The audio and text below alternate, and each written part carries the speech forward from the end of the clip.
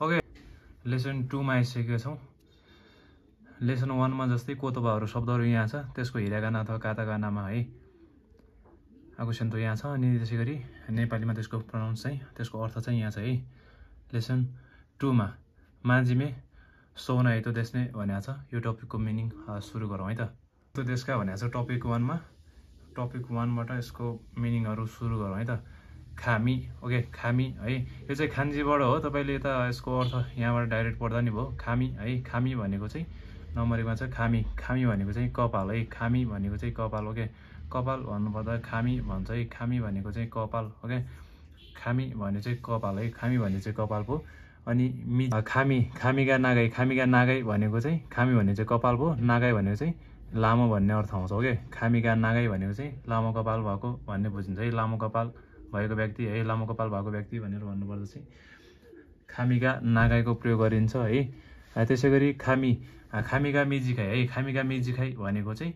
खामीगा मिजिखाई भनेको चाहिँ छोटो कपाल हो के छोटो कपाल भएको व्यक्ति भनेर भन्नुपर्दा यानी कि छोटो कपाल भन्नुपर्दा चाहिँ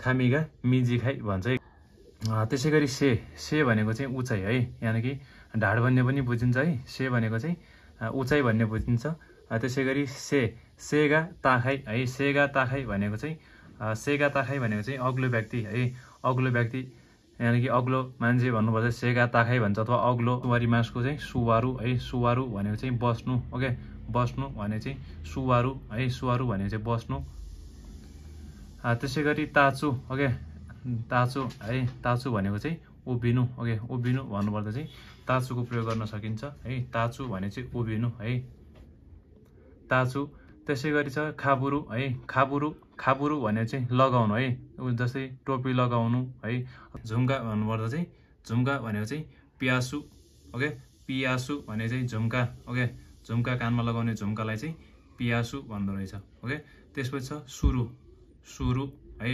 सुरु भने चाहिँ केही कुरा पनि गर्नु भन्ने पनि हुन्छ गर्नु है केही कुरा गर्नु भन्ने हुन्छ यसमा चाहिँ के अर्थ छ पियासु सुरु भने चाहिँ झुम्का लगाउनु है झुम्का लगाउनु भन्नुपर्दा चाहिँ पियासु सुरु भन्छ है पियासु भने चाहिँ झुम्का सुरु यसमा सुरुले लगाउनु भन्ने अर्थ दिन्छ है त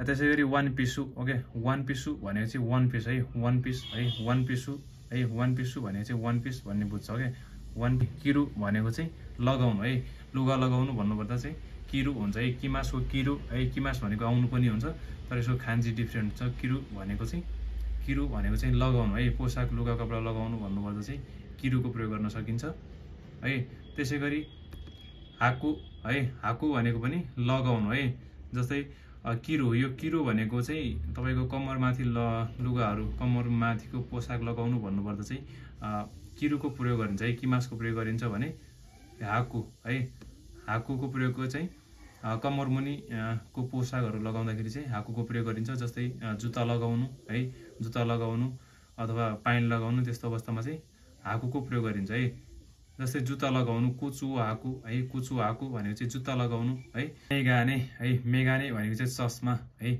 मेगाने ओके मेगाने भनेको चाहिँ चस्मा है मेगाने भनेको चाहिँ चस्मा खाकेरु भने चाहिँ लगाउनु है मेगाने हो खाकेरु मेगाने हो खाकेरु भने चाहिँ चस्मा लगाउनु है चस्मा लगाउनु भन्नुपर्दा चाहिँ खाकेरु भन्छ है मेगाने हो खाकेरु भने चाहिँ चस्मा लगाउनु भन्ने बुझिन्छ हिगे भनेको चाहिँ दारी है दारीलाई चाहिँ हिगे भनिन्छ है दारी बियर्ड दारी भन्नुपर्दा चाहिँ हिगे भन्छ के हिगे भने चाहिँ दारी पाल्नु भने चाहिँ हिगे हो हायासु है हिगे हो हायासु भने चाहिँ दारी पाल्नु हिगे भने चाहिँ दारी हायासु है हिगे हो हायासु ओके हिगे हो हायासु भने चाहिँ दारी पाल्नु भन्नुपर्दा चाहिँ हिगे हो हायासुको प्रयोग गर्न सकिन्छ है त्यसैगरी चाहिँ स्याचु है स्याचु भने चाहिँ सर्ट है सर्टलाई चाहिँ स्याचु भन्छ के स्याचु है सर्ट भनेको चाहिँ स्याचु भन्ने हुन्छ है जुबोन भनेको चाहिँ प्यान्ट है प्यान्टलाई चाहिँ प्यान्ट ट्राउजरहरूलाई चाहिँ जुबोन भन्छ के जुबोन भनेको चाहिँ प्यान्ट है भनेको चाहिँ रातो है रातो रङलाई चाहिँ आखाई भन्छ है आखाइरो भनेको चाहिँ रातो रङ भन्ने हुन्छ त्यसैगरी चाहिँ सिरोई भनेको चाहिँ सेतो है सेतो रङलाई चाहिँ सिरोही भन्छ है। सिरोही भने चाहिँ सेतो है, सेतो भन्नुपर्दा सिरोहीको प्रयोग गरिन्छ। सिरोहिरो भने चाहिँ सेतो रङ भन्नुपर्दा यसको प्रयोग गरिन्छ है। सिरोहिरो है, सेतो रङ। ओके, सिरोही मात्र भने सेतो। सिरोही भनेको चाहिँ पहेँलो है, पहेँलो रङ भन्नुपर्दा चाहिँ कि इरोही भन्छ है। कि इरोही भनेको चाहिँ पहेँलो। ओके, कि इरोही, कि इरोही पहेँलो है। त्यसो आवै है, आवै भन्नुपर्दा निलो है त, निलो भनेर भन्नुपर्दा चाहिँ आवैको प्रयोग गर्न सकिन्छ क्या। आवै भने चाहिँ निलो। ओके, कालोलाई चाहिँ कुरोही। ओके, कुरोही भने चाहिँ कालो।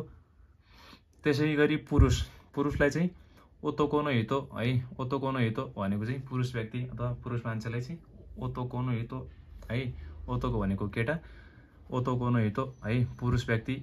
ज्याम्पा, ज्याम्पा है भने चाहिँ ज्याकेट है, एउटा जिपर ज्याकेटलाई चाहिँ ज्याम्पा भन्छ है, एउटा चाहिँ ज्याकेट भनेर बुझौँ। ओके, त्यसै गरी होरा भनेको चाहिँ हेर भनेको है। भनेको चाहिँ यासासी भने चाहिँ दयालु है, दयालु, दया भएको भन्नुपर्दा चाहिँ यासासी भन्छ है। किबिसी है, किबिसी भने चाहिँ कडा है, कडापन, केही कुरा पनि कडा अथवा जस्तै बोली कडा अथवा केही कडा, यस्तो कडा भन्नुपर्दा चाहिँ किबिसी भन्छ है। किबिसी भने चाहिँ कडा।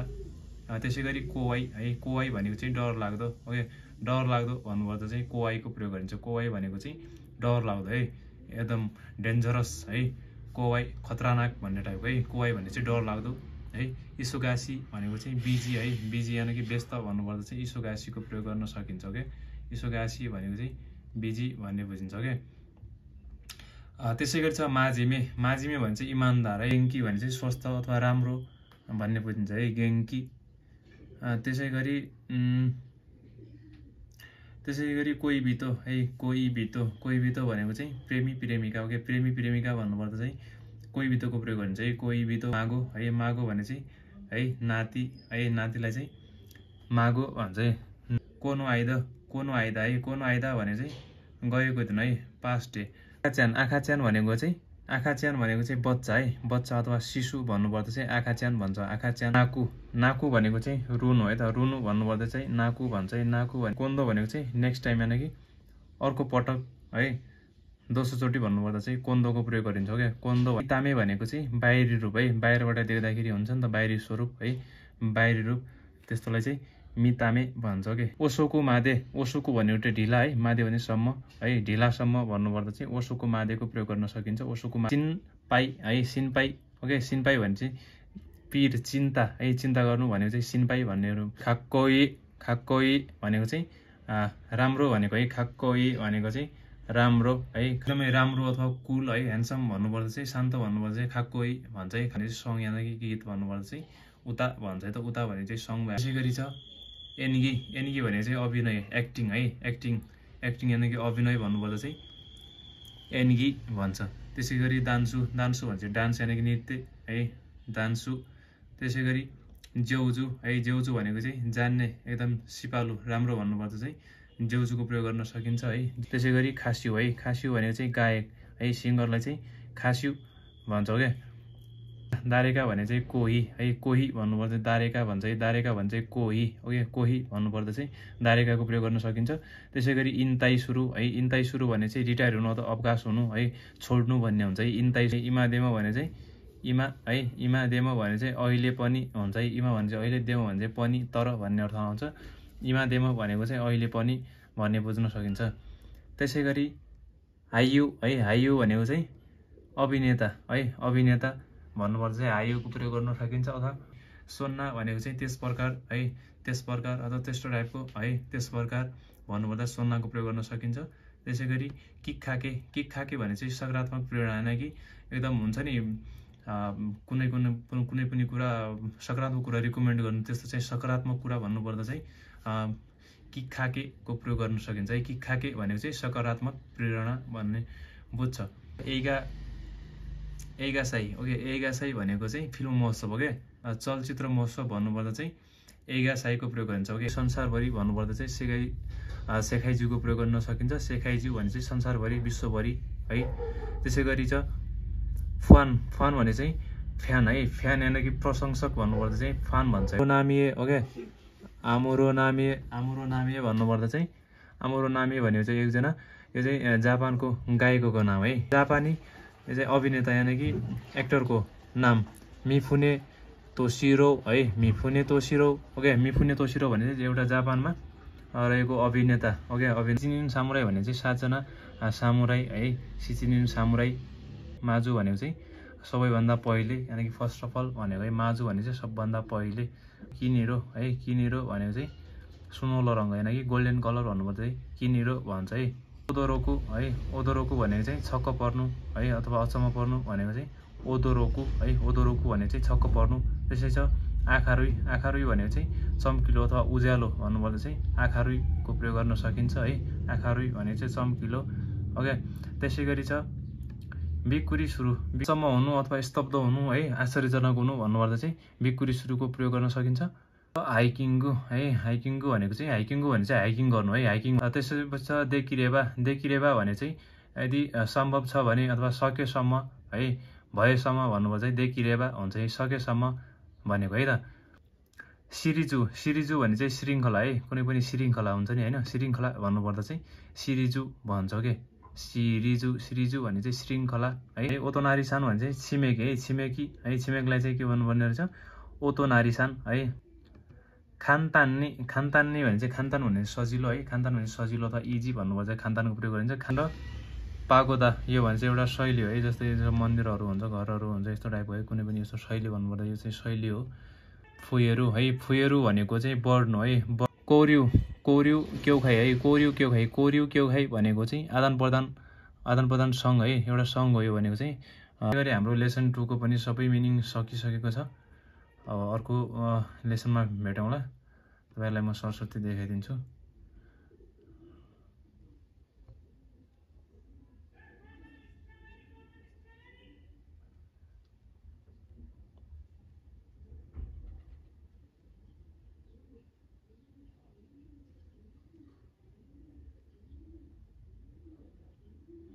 ओके यति गर्दै हामी नेक्स्ट लेसन 3 मा लेसन 3 को भोकाबुलरीमा भेटौँला।